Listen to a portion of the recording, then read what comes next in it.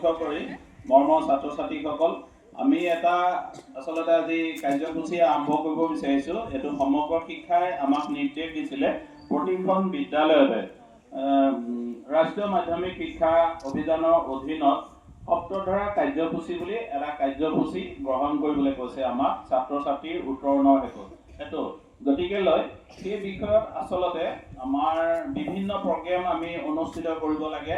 ধৰি লওক যোগাসন বা সংগীতৰ দিশত বা কবিতা কেনেদৰে আবৃত্তি কৰিব পাৰি বা কবিতা লিখা, সাহিত্য সংস্কৃতি বা স্পৰ্টছৰ দিশত এইবিলাক অনুষ্ঠান আমি অনুষ্ঠিত কৰিব লাগে তোমালোকৰ উত্তৰণৰ হকে, ছাত্ৰ ছাত্ৰীৰ মৌলিক যিখিনি প্ৰতিভা।